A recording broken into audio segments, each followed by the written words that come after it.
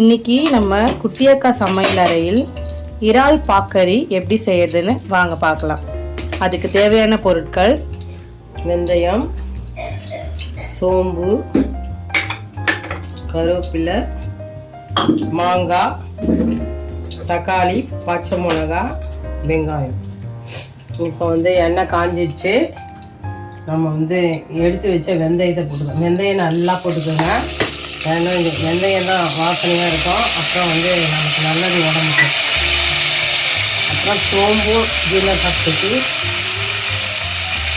சோம்பும் நிறைய போட்டுக்கலாம். இதுதான் ஃப்ளேவர் கொடுக்குற, வாசனைக்கு கொடுக்குறது அதுதான். அப்புறம் இது நல்லா பொரிஞ்சு வரணும். கருவேப்பிலை போட்டுக்கலாம்.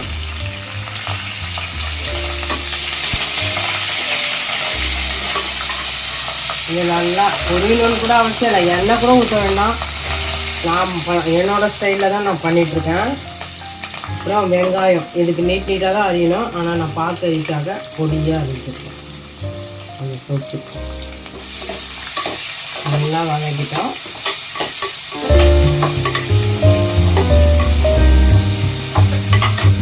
அப்புறம் தக்காளியை போட்டுக்கலாம்.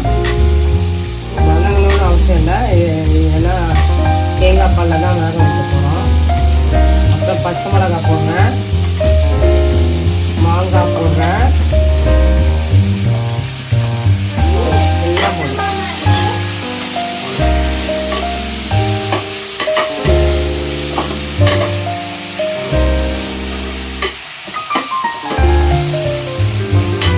எல்லாம் போட்டோம்னா மஞ்சள் தூள் போடுறோம்.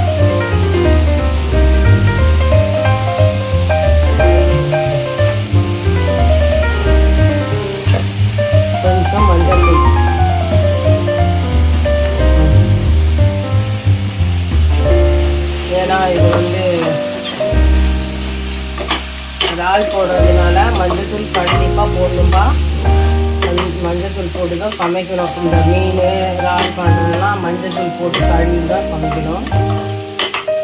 இது மாதிரி ஒரு நாளைக்கு வச்சு பாருங்கள்.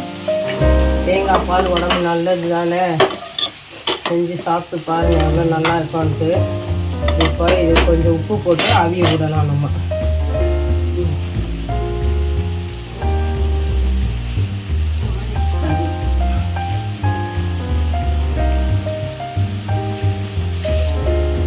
கொஞ்சம் முடிஞ்சவெல்லாம் கல் உப்பு சேர்த்துக்கோங்க. எதுலலாம் கல் உப்பு சேர்க்கணுமோ அதெல்லாம் கல் உப்பு சேர்த்துக்கலாம்.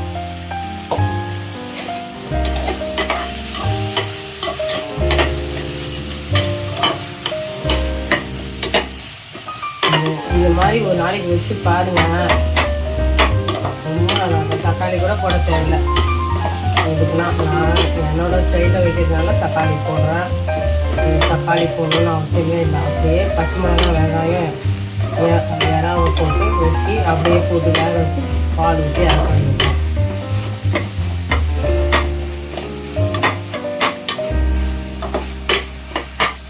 இப்போ நல்லா வதங்கிடுச்சு. நம்ம எடுத்து வச்ச இறாவை கொஞ்சமாக போட்டுக்கிறோம். கொஞ்சம் ஃப்ரைக்கு வச்சுருக்கேன். நம்ம இதுக்கு ஃப்ளேவர் மட்டும்தான் வேணும். நமக்கு இது தேங்காய் பால் நல்லா இருக்கும். இது நல்லா வதங்கின்றதும் கொஞ்சம் எடுத்து வச்ச பாலை அதை விட்டு அவி வைப்போம். ரெண்டாவது பால் இது நல்லா அவி வச்சுருக்கோம். இது அவிட்டோம்.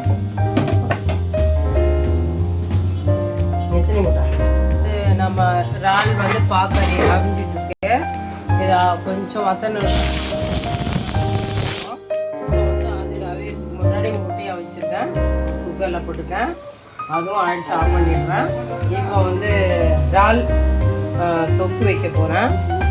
அதை இப்போ இது பண்ணலாம். எண்ணெயை ஊற்றுறேன்.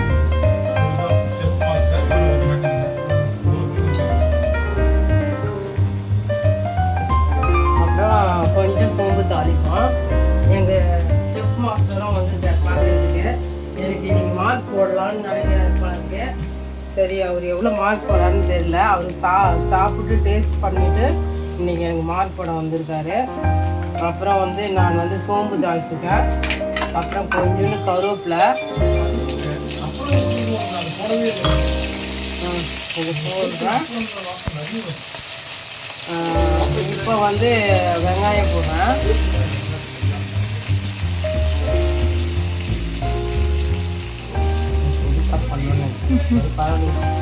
அது கொஞ்சம் பொடிசாக கட் பண்ணணும்னு நினச்சேன், சாப் பண்ணலான்னு. அது அப்படியே போட்டுட்டேன். இப்போ வந்து இது பண்ணுறேன்.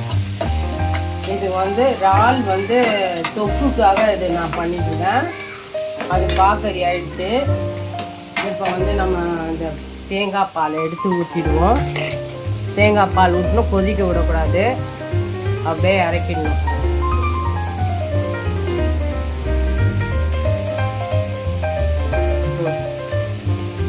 தேங்காய் இது வந்து 3வது பாலில் தான் நான் செஞ்சிட்ருக்கேன்.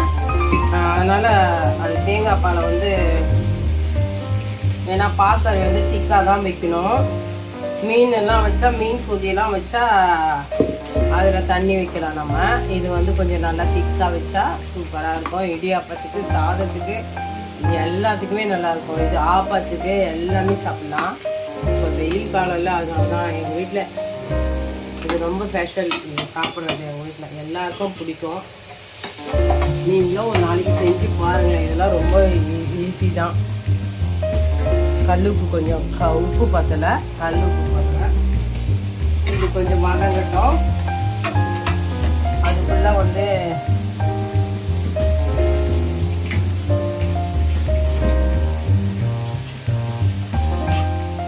இது வதங்கிட்டு இருக்கிறதுக்குள்ள கொஞ்சம் பூண்டு இடிச்சிடுவோம். நான் வந்து இஞ்சி பூண்டு மட்டும் போட மாட்டேன், வெறும் இஞ்சி மட்டும் தான் போட்டு பாருங்க, ரொம்ப நல்லாயிருக்கும். பூண்டு மட்டும் இடிச்சிட்டு போட்டுருக்கேன். நான் வந்து இஞ்சி சேர்க்க மாட்டேன், பூண்டு மட்டும் தான் போடுவேன். ஏன்னா அது நல்லா டேஸ்ட்டாக இருக்கும். வெறும் பூண்டு சேர்த்து சமைச்சு பாருங்கள், ரொம்ப நல்லாயிருக்கும். சும்மா தோலோடு தான் இடிக்கிறேன். அதையும் போட்டுடலாம். அதோட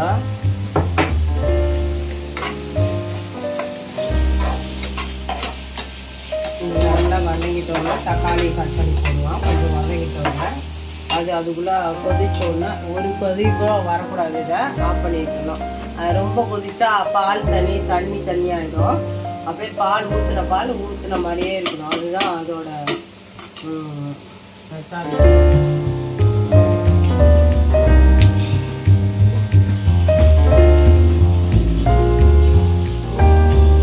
இப்போ வந்து நான் தக்காளியை போடலாம், கட் பண்ணிடுறேன் பாருங்களா. அப்புறம் இங்கே பாருங்கள், இது என்னோட பொண்ணு வந்துருக்கு சமையலுக்கு. அப்புறம் செஃப் வந்துருக்காரு. கொஞ்சோண்டு மட்டன் பண்ணியிருக்கேன், அப்புறம் கொஞ்சம் வத்த குழம்பு பண்ணியிருக்கேன், கொஞ்சம் ரசம் பண்ணியிருக்கேன். ஏன்னா அதெல்லாம் இருக்க சொல்லி சாப்பிட மாட்டாங்க, சாப்பிடாதவங்களுக்கு இது பண்ணியிருக்கேன். இப்போ வந்து வீடியோ பண்ணலாம். இப்போ வந்து இது தக்காளி வந்து இது ஆயிடுச்சு. சொதி ஆஃப் பண்ணி வச்சேன். இது இறால் பாக்கறி ஆயிடுச்சு. இந்த பாருங்க, இறால் போட்டிருக்கேன், வாசனைக்காக தான் போட்டிருக்கேன். இறால் பாக்கறி இது பேர். இது முடிஞ்சிச்சு. முட்டையும் ஆயிடுச்சு. எந்த நிலமையில இருக்குன்னு பார்ப்போம். பாருங்க, முட்டையும் ஆயிடுச்சு. நல்லா பழுது பக்கம் ஆயிடுச்சு. அதே அப்புறம் இது இப்போ இது ஆயிடுச்சு. நல்லா டக்குன்னு பண்ணி வச்சா டக்குன்னு ஆயிடும். சமைச்சு சாப்பிட்டு பாருங்க.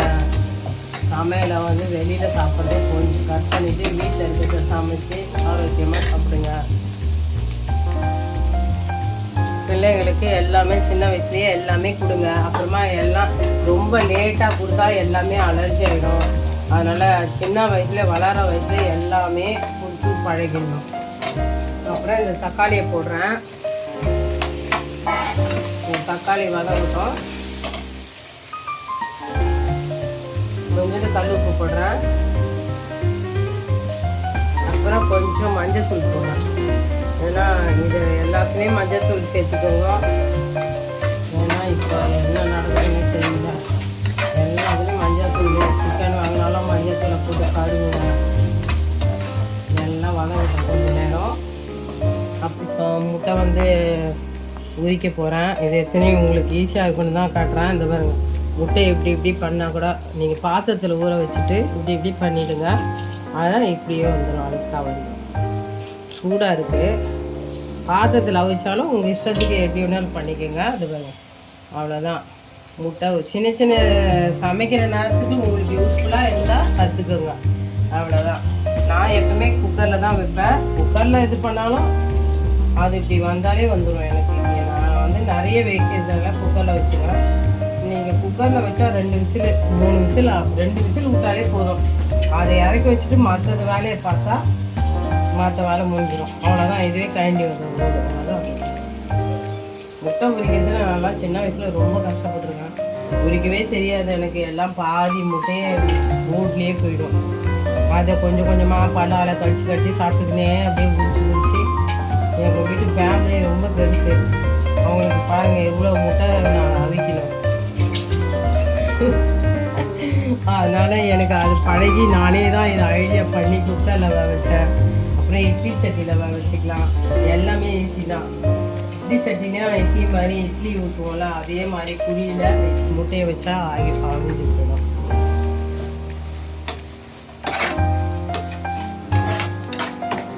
இப்போ தக்காளி வதங்கிடுச்சு.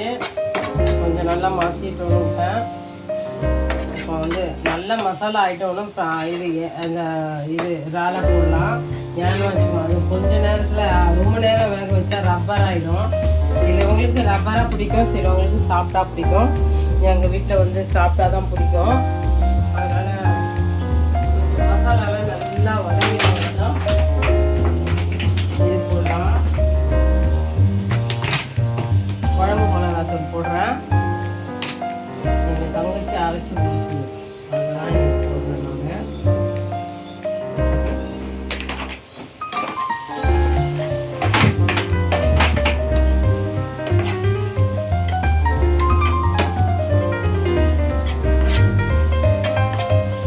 காரம் கம்மியாக தான் போட்டுக்கேன்.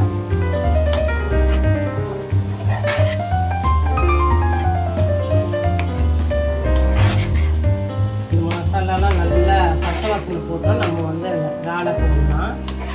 அது கொஞ்சம் தண்ணி ஊற்றி அதுக்குள்ளே இந்த முட்டையை வந்து கீறி இதில் போடலாம்.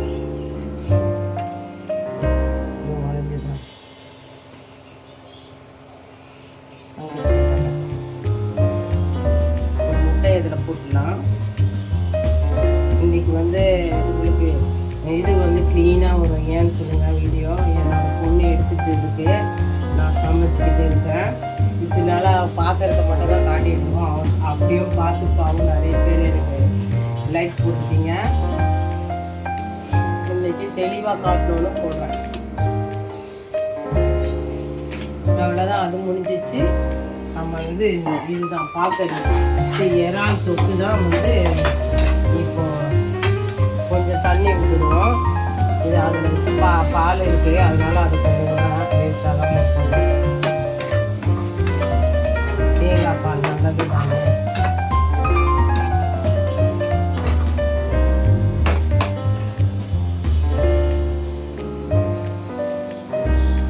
போடுறேன்.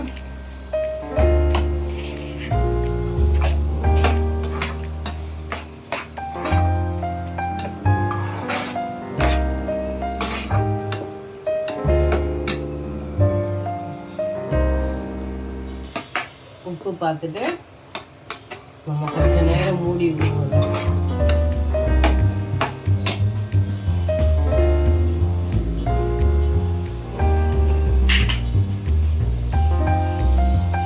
ஏற்கனவே கொஞ்சம் கல் உப்பு போட்டு வதக்கியிருக்கேன். இப்போ கொஞ்சம் சால்ட்டு போடுறேன், தூள் உப்பு போடுறேன்.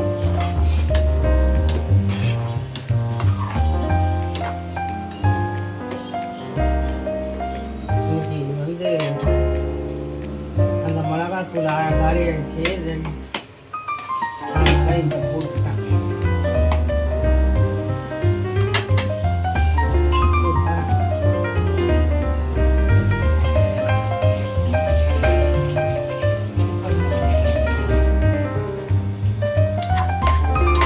அவ்வளோதான். தண்ணி வரும்ல, க்ளோஸ் பண்ணிட்டு அடிச்சு கொஞ்ச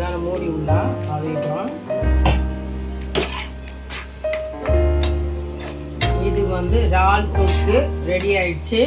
கொஞ்ச நேரம் மூடி விட்டு அவுட் பண்ணால் இதுவும் ரெடி. நான் பரிமாற சொல்ல உங்களுக்கு வீடியோ போடுறேன். தேங்க்யூ.